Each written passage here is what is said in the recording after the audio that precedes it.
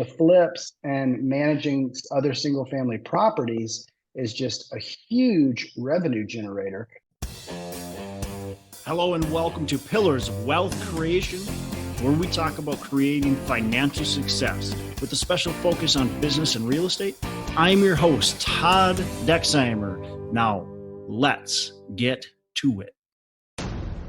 Hello and welcome back to Pillars of Wealth Creation. I'm your host, Todd Dexheimer. With me, excited to have Sterling Chapman. Sterling, how are you doing today? Good, Todd. Thanks for having me, man. Yeah, absolutely. Excited to have you on. You've been busy. You've done a lot of things over the last couple, or not more than couple of years, but you've bought a pretty good sized rental portfolio. It sounds like you got about 80 rentals. Also, I don't want to say transition, but also hitched on the multifamily and the syndication. So you're syndicating real estate as well, and you're flipping property. So you got a lot going on. You're starting to do a lot of the property management in-house. Tell our listeners more about you, your background, what you got going on. Yeah, so I started in Telcom, and so I'm in South Louisiana. I went to LSU for finance.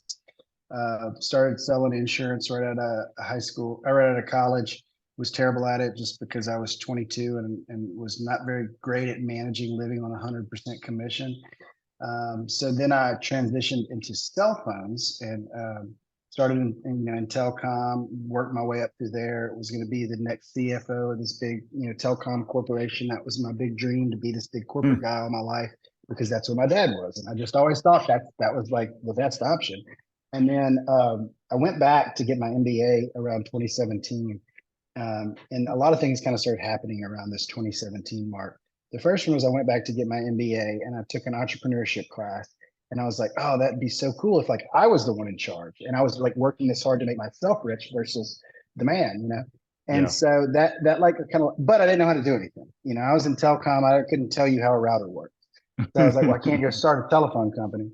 And then I read Rich Dad, Poor Dad. Well, first I read Dave Ramsey, and I told my wife, who was my girlfriend at the time, I was like, we're never going to have any credit card debt. We're going to pay cash everything. She's like, yeah, whatever. And a week later, I read Rich Dad, Poor Dad. I was like, scratch that. We're going to get as much debt as we can, buy as many assets as we can.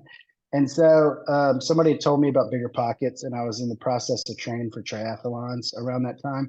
So a lot of road time with the running and the biking, and I listened to probably every Bigger Pockets episode in that 6-month time frame, and read all their books and audio books and stuff, and bought my first rental property in summer 2018, then bought another one a month later, then was out of money and decided it was going to take me 2 years to save up another down payment.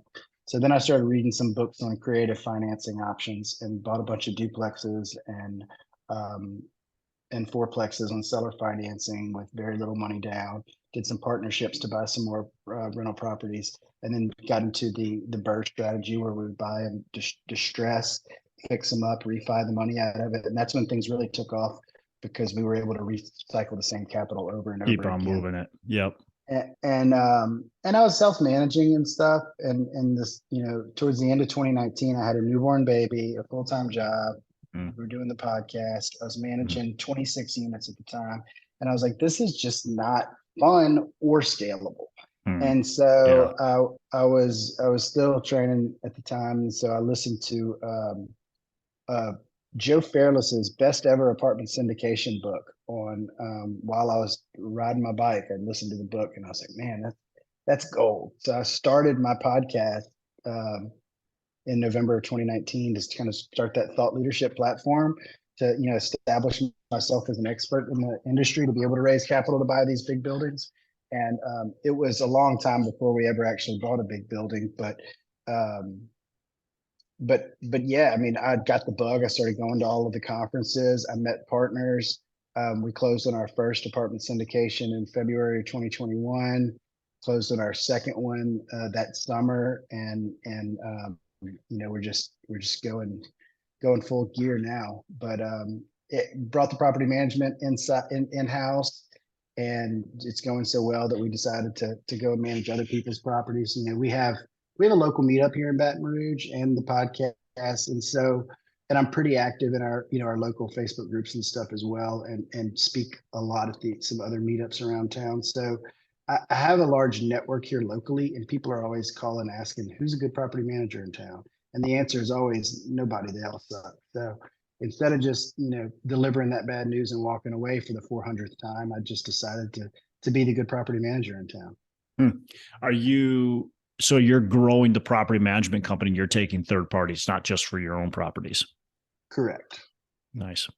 Are you going to is the focus on, because you own a lot of rental properties that are smaller, mm-hmm. and you have your larger apartments. Is there a focus? Is it smaller properties? Is it large properties? Are you doing both? So we're doing both. This has been an ongoing identity crisis since the inception of Crestworth Capital in 2018. And the fact of the matter is that there's a lot of money to be made in single family houses. Now, I want to own big apartment buildings. I want to manage big apartment buildings. You know what I mean?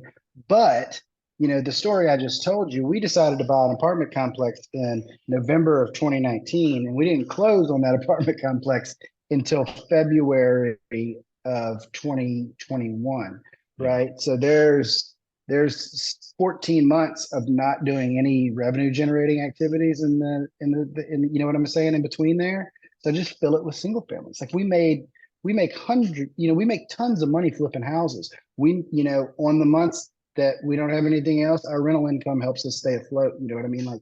So to answer your question, we've always kind of just been this back and forth, because everybody you talk to is like, oh, I used to do single family houses, but I've graduated to multifamily and I'll never look back. And I mean, great for them. I guess, they just, for whatever reason, maybe their resources or their journey evolved differently. For me, though, it has just been huge to continue to flip houses and buy rental properties in the single family space to generate cash to go in and use as earnest money deposit on a big apartment complex, to go co-invest with my limited partners in a large apartment complex, to go dump money into marketing to, refresh our websites and our lead magnets and our drip campaigns and stuff, to pay the employees, to pay the underwriters, to pay the marketing director. You know what I mean?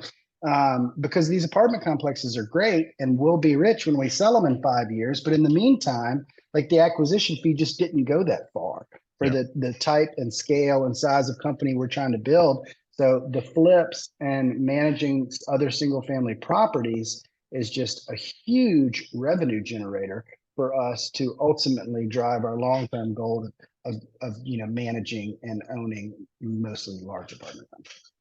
I'm glad you brought that up, because a lot of people, like you just said, they leave it behind. They maybe got their start doing smaller properties, small single families, duplexes, whatever it was. And then they transition into the larger multifamily, larger commercial, and they leave it all behind. And that's okay. That can work. But there's a lot of money to be made in the single family industry. And it is now proven when you see companies like Blackstone and bigger REITs that are in the single family industry, and they're not backing away. They continue to buy into that single family home. There's nothing, I think in my opinion, part of it. And so I still have a pretty good sizable single family portfolio. I have sold quite a few of them, but I more sell the ones that are in the bottom, right? And then I'm just I'm sick of this building. I don't really like it anymore. It's not cash flowing as well as we want. And we either have to put a lot of money into it or we sell it. And it's just let's just sell this thing. So I do sell some stuff, but I do have my portfolio as well. And I really like it because it's a supplemental. And I feel like it's a different industry as well as multifamily. There's differences. Yeah, it's diversification. Look, when single family goes up and down based on emotion, right? And my cash flow doesn't really go up and down based on emotion, maybe a little bit, but that doesn't really go down up. So I don't care what the value of that single family house is, but if the emotion gets over exuberant and I'm like, hey, there's a ton of equity here, I can either sell or potentially refinance. And that's great. Multifamily is a different goes up differently. So they act differently and not at the same time necessarily as each other. So I like them. I think that it's diversified, but it's funny how so many people like just leave it behind. I think it's a mindset thing. I think it's a mindset. Yeah, and I understand like focus and stuff, and we've readjusted our focus, right? We Yeah. changed, so when we started off the year, we go, all right, what are our goals? What are we trying to accomplish? And in that initial rendering of what 2023 was going to look like, we were buying 60 houses and we're selling 30. And as we've kind of Mm. gone to some conferences, gotten some clarity, recentered where we want to head as a company, our goals have now changed. So like I have on my, for my quarterly rocks for the second quarter to get 5 single family houses, to get 5 flips under contract, which is a significant step down from the 15 a quarter that I'd originally committed to.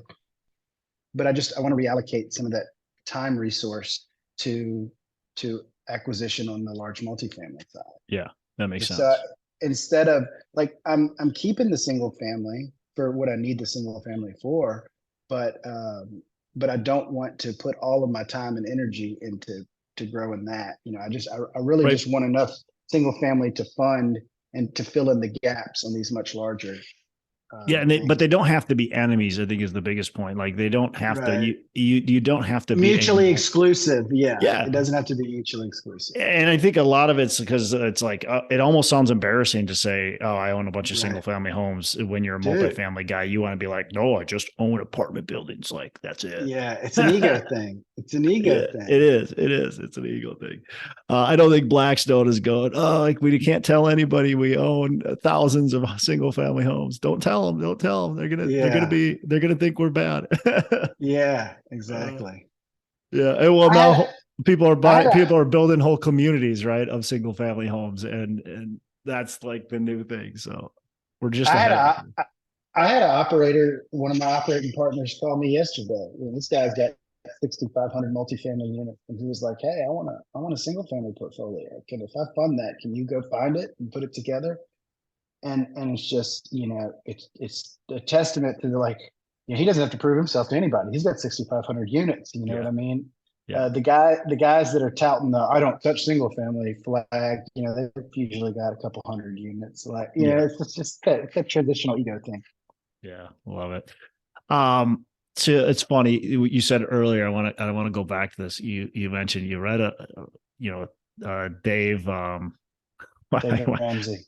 Dave Ramsey. Total I money totally makeover. Yeah. forgot the name. Whoever that guy is, Dave. You read Dave Ramsey, and you're like, this is awesome. This is what I'm gonna do. And then you read Kiyosaki, and you're like, whoa, this is what I'm gonna do. I just want to know kind of like what clicked. What clicked with Kiyosaki that all of a sudden kicked Ramsey out of bed? So I'll back up and I'll tell the full story. So I at the same time I was finishing up my MBA, my boss, I just gotten promoted and I was making over 6 figures for the first time in my life.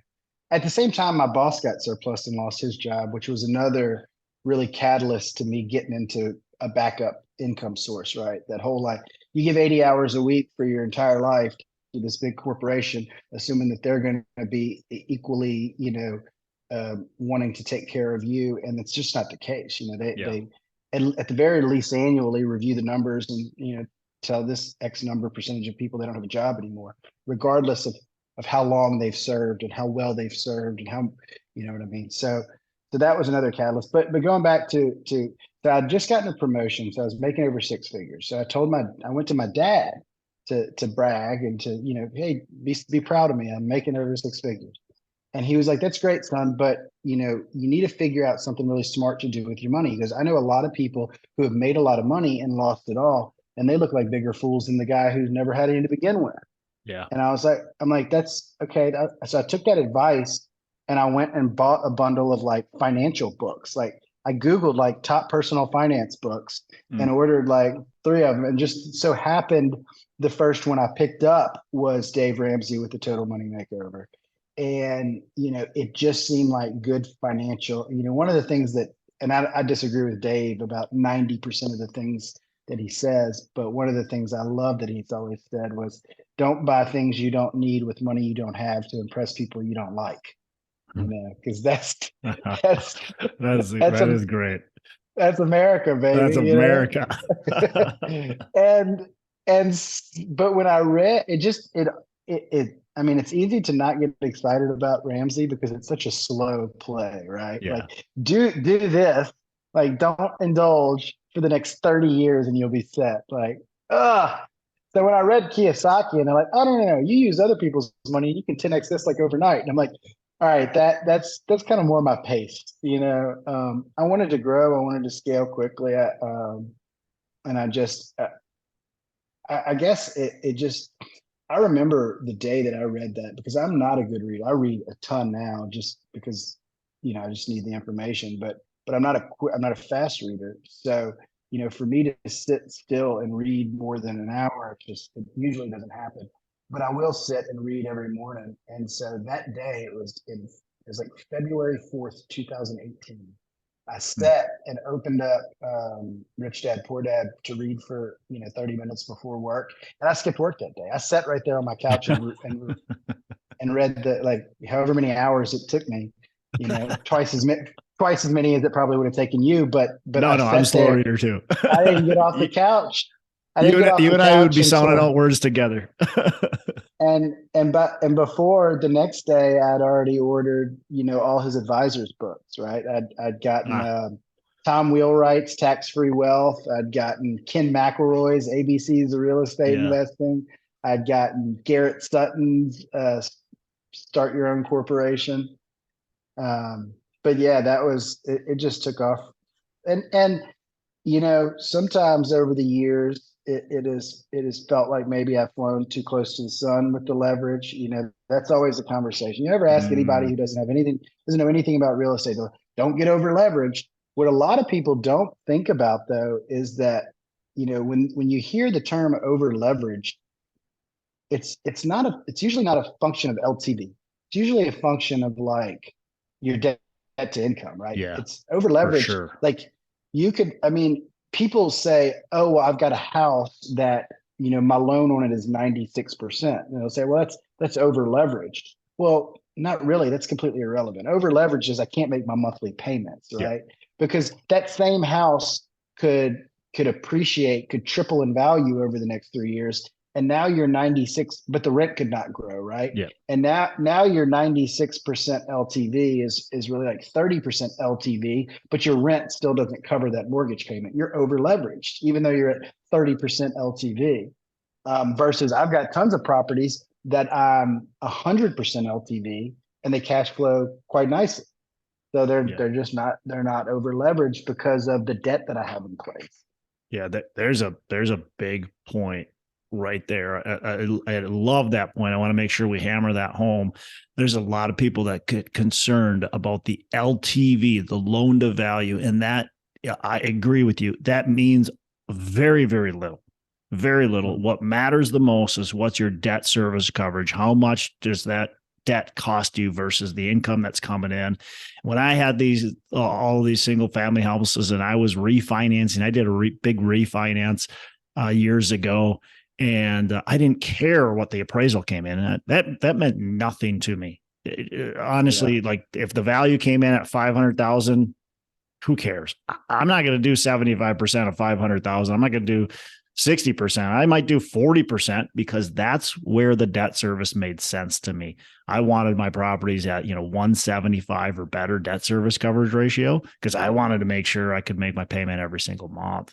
That's what matters. Yeah. And I love that you mentioned that because so many people are like, oh, I'm only at 75% LTV. Yeah, but you can't make your mortgage. Like, yeah. I'm curious. I'm not over leveraged. I'm at 75% LTV. Well, great. A lot of these multifamily guys were doing the same thing. Well, we're at 65% LTV. Well, yeah, but you're at 1.2% debt or 1.2 debt service coverage ratio. And, if a little bit of things happen wrong, now all of a sudden you're at zero, or you're one, right? You're not making your payments. Yeah, for sure. Yeah, it's funny. You read those books. You brought me back to like these kind of like old days of like picking up. I was in the library. I never spent time in the library, and when I started like getting Yeah. into this stuff, I'm like in the library finding books and like reading these books. I'm like in a corner in the library paging through these books, and I'm like never spent time in the library prior to getting into this stuff. But yeah, it's just so fun to, especially in the beginning years, to like dive into all that stuff. I kind of did the same thing. I bought like, you find an author you're like really click with, and you just all of a sudden find all his books. Well, And Kiyosaki shit, does a it's great job because he's got his advisors, so that's he's like, got the it's advisors. so good. What he did was so smart. And it really gets you into like buying every single one of his books. Yeah, it's so crazy because like um I'd never it brings us back to like school and how like jacked up the school system is because I had never read a book. I mean, Same I thing. remember being assigned Yeah. books. I could not force myself to sit and Uh, read through a book. I would buy the Like when I Cliff Notes graduated, version. right, right. When I graduated from high school, I'd never read a book. Probably by the time I graduated from college, I'd still Yeah. never like actually read a book. I did a bunch Yeah. of Cliff Notes stuff, but dude, in the last 5 years, I've read no less than 150 real estate and Yeah. business books Yeah. and other personal development. I mean, just I cannot eat them up fast enough. I just finished 75 hard last week, and like, you have to read 10 pages a day. Well, I got carried away, and like by the time I got to the end, I added it all up, and I'd read 6 books in 2.5 months. You know what I mean? That's way, way more than the 750 pages. That's awesome. That's awesome. Um, so I usually ask this later, but we're on books. What's a book that maybe either you've read lately or that you're just like really high on? What's a book that you want to recommend to our listeners? So there's 2 books that I'm really high of that little like group of 6 that I just finished. There's a lot of them that sit. They were all great books. Somebody asked me like, of these 6 books, which one would you recommend? And I said all of them, just in different seasons for different Yeah, reasons. there's a big, yeah, I love that. Yeah. So like one of the books that I read, and I forget, it was somebody I interviewed on my podcast that recommended it to me. It might have been you. I don't know, but it was the Almanac of Naval Ravikant.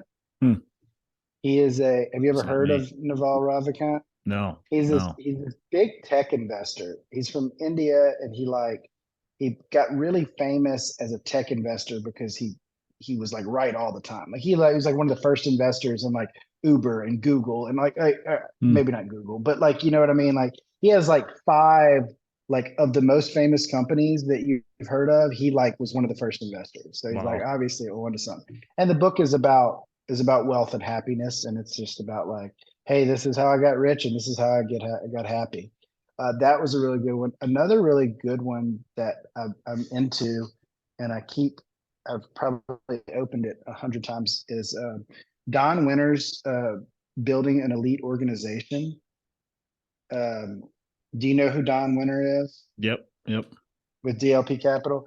Yep. So we use Traction in we've used DOS in our business for a long time, and basically what Don did is just kind of supercharge Traction, supercharge DOS with like all the other business books, right? Like you've got all these concepts from like Jim Collins books, like your BHAG and your WIG, your wildly important goals, and he just kind of, so it's like kind of a supercharged version that a more robust approach to like structuring your organizational cadence. So Yeah. I found it very beneficial. We've revamped a lot of our meeting schedules and kind of how we approach our goals and tasks and stuff because of it. Love it. Love it. Taking a book and actually implementing what's inside of the book is maybe the most challenging part because we can all read books and love the Yeah, book.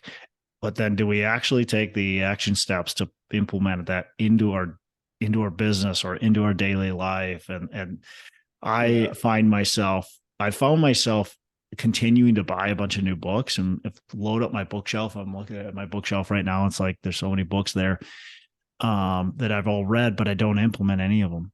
And so I found myself doing that. And I'm like, okay, I got to stop reading. I got to stop buying on these new books. I got to go back into these books that I've already read that I've liked and start implementing yeah. some of the stuff that these authors are talking about.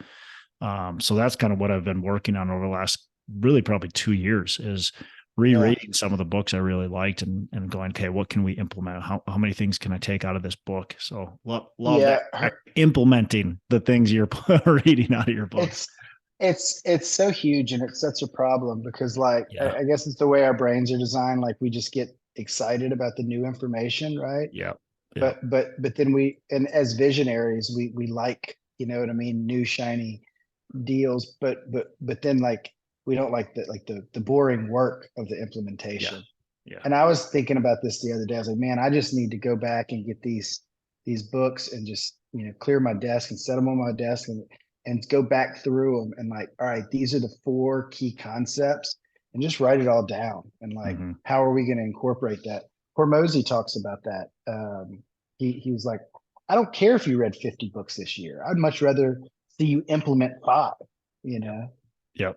Yeah. I think that's more important, right? Read 5, read them 3 times each, read them 10 times Right. each. Like if you want to read 50 books, read 5 books 10 times. You know, Yeah, for that's sure. going to be probably more valuable than reading 50 different books.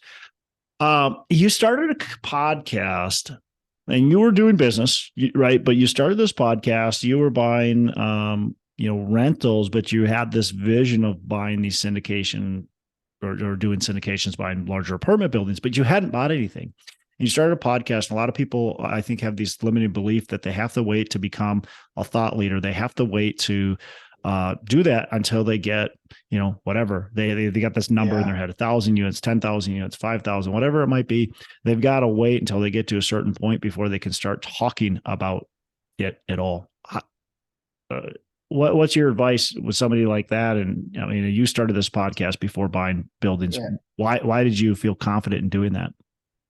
So that's a funny topic. And I think I said earlier that I had 26 units when I started the podcast, but that's not true. I had 26 units when I turned them over to third-party management. I had 18 units when I started the podcast because I remember wanting to start the podcast, and I remember asking my cousin, I'm like, how many units do you think I would need before I could like start a podcast and this stuff?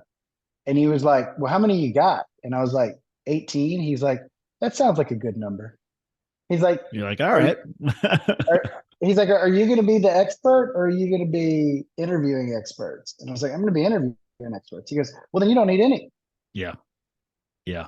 He's like, you're not claiming to be an expert. You're just claiming to have expert guests that you're interviewing. You don't need any credentials to ask questions. And that's all I started off doing, was asking questions. Yep. It's sometimes easier to not be an expert because you are truly asking the questions with real curiosity. You don't know the answer and you want to know the answer.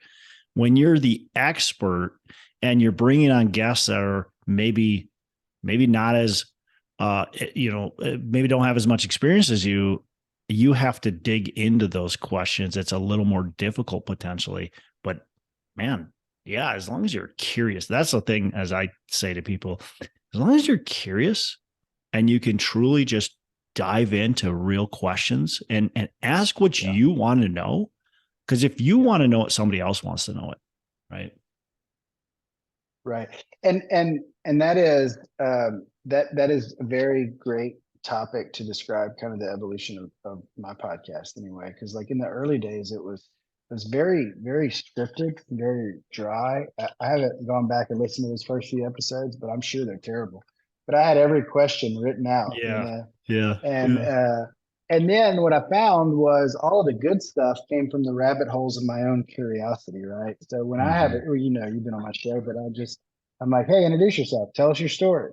And then you start your story, and then I'm just like, oh, he has short-term rentals. I want to know more about short-term rentals. Hey, tell me about these short-term rentals, or whatever. But I've always said I don't care if anybody listens to the show. It forces me to continue to network and continue to learn. Yeah. And I am, I feel like probably 75% of my guests are more experienced than me.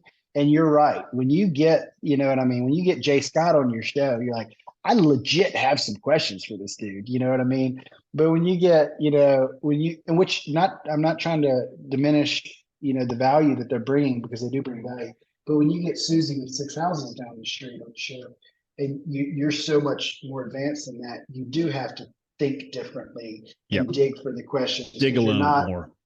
You're not doing it from genuine curiosity because you already know the answers. You're trying to lob softballs to your listeners. Yeah. Right.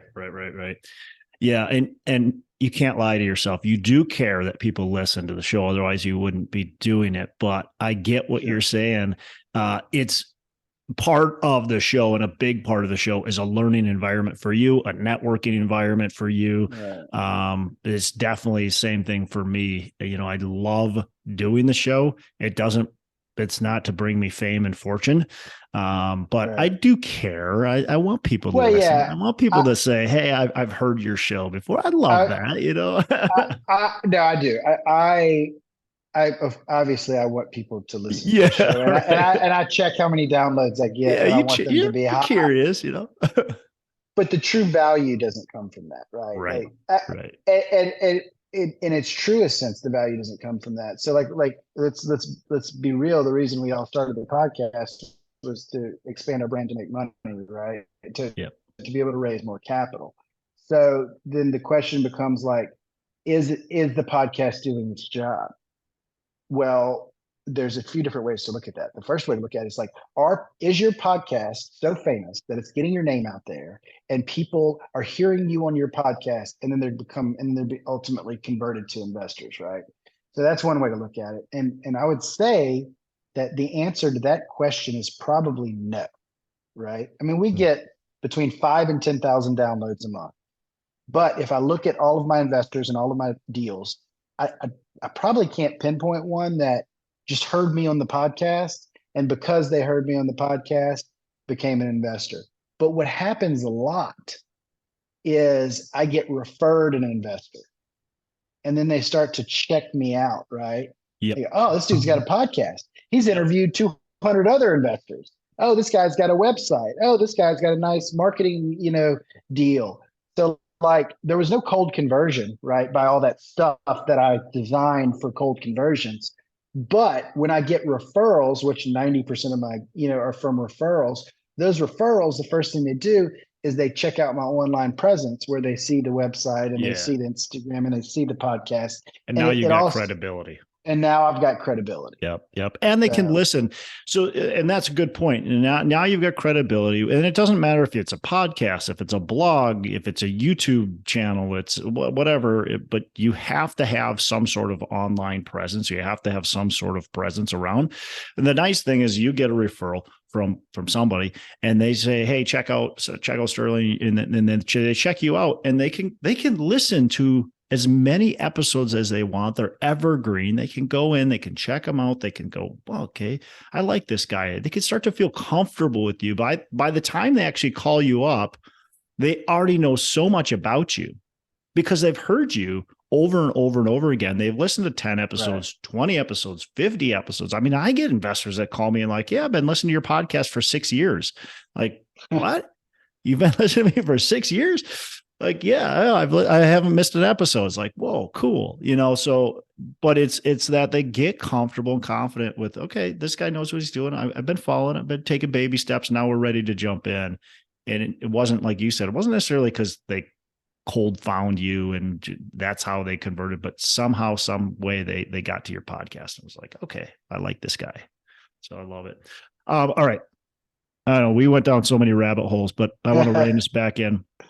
I got a couple last questions I want to ask you. First, a mistake that you have made, and something that, how can you pass down lessons to our listeners? So a mistake you've made, and what lesson did you learn?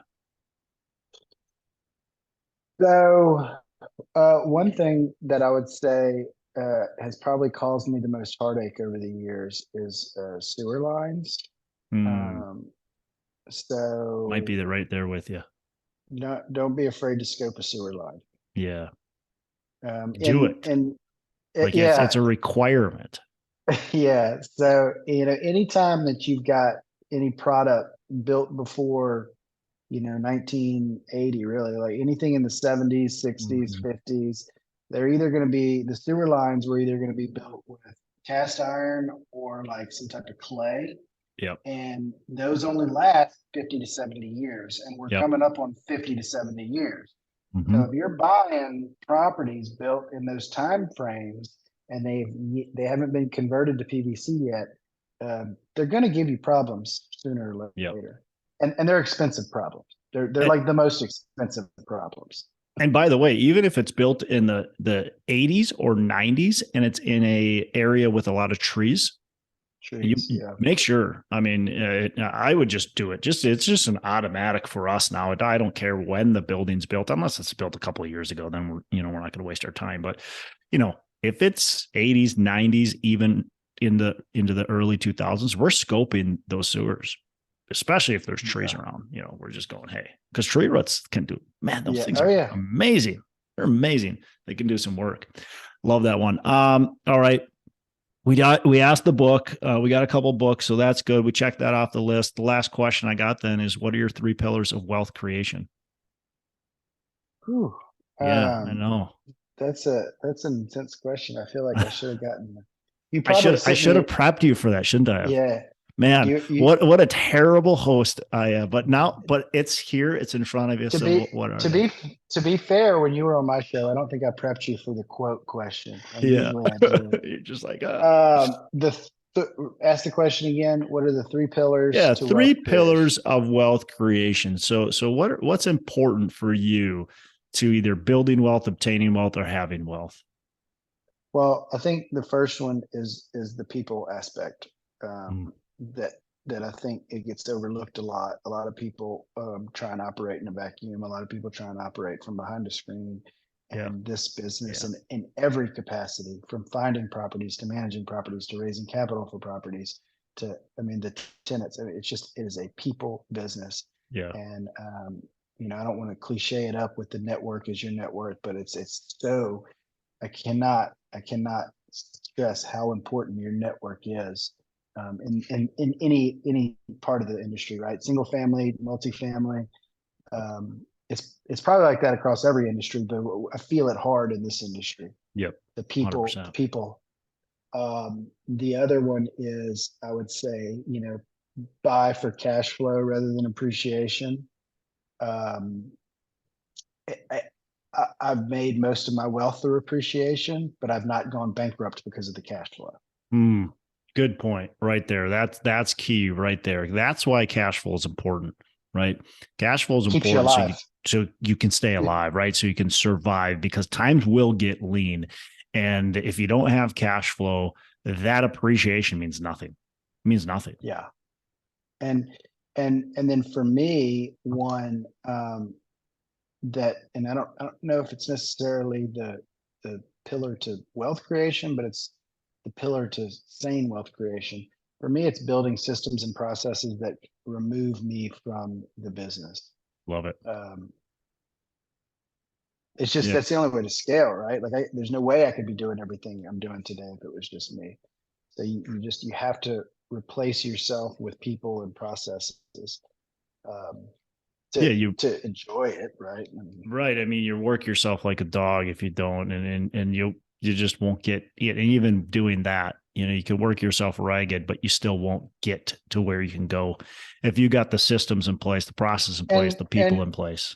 And realistically, like grind culture it's not even like productive, right? Like you just, you know what I mean? Like everybody wants to be this like, I'm a workaholic and I'm so proud of it and I grind so much and I'm 24/7. But when you don't rest properly and you don't, rejuvenate yourself spiritually and relax and all and exercise and all that stuff, you don't make good decisions. You just, you know what I mean? And then you burn out your family and then you're 3 times divorced. You know what I mean? It's just like, what's the point of all this? What's the point? Yeah, exactly. I had, and maybe still have a little bit of that grind mentality, and I try to make sure I juggle it with not so much, but it's easy to get into it. You hear it so often. I think especially when I was younger, it was all about the grind, and it's important. Right. No, work ethic is hugely important. Yes. And my wife would tell you I'm a workaholic too. And I'm not, but I'm just saying, like, I think we need to get away from the like glorifying it, Glorify right? it. Yeah. Yeah. You I know agree. what I mean? Yeah. Love it. Well, Sterling, man, this has been good. Want to wrap here with allowing you to let our listeners know where can they connect? How can they get in touch with you? Yeah, I'm everywhere. Facebook, Instagram, Twitter, YouTube, TikTok, and then you could always go to crestworthcapital.com and download our free ebook, or just anybody reach out to me, Sterling at crestworthcapital.com. Love it. Sterling, again, appreciate it. Lots of good value here. And man, you have a fantastic rest of the day. Awesome. Thanks, Todd. You too, man. Hey, thanks so much for listening. I appreciate you being a loyal listener. I would love to have you go on to our Facebook page and subscribe, give us a thumbs up, go on to iTunes or wherever you listen and give us a rating and review. Don't forget to subscribe.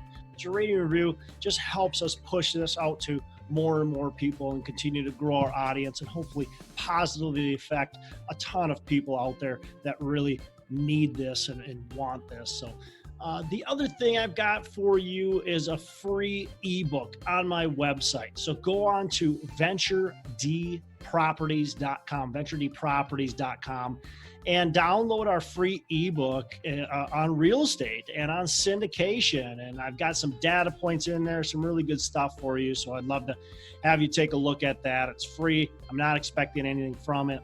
And also, look, if you want some help in multifamily, want some help learning, growing, getting your business off the ground, I would love to talk to you about what it would look like to work with me potentially and see if that's a good fit. So you can go to coachwithdex.com and check that out, and we can definitely have a call. Thanks a lot for listening. You make it a fantastic rest of the day. I'll catch you on the next episode.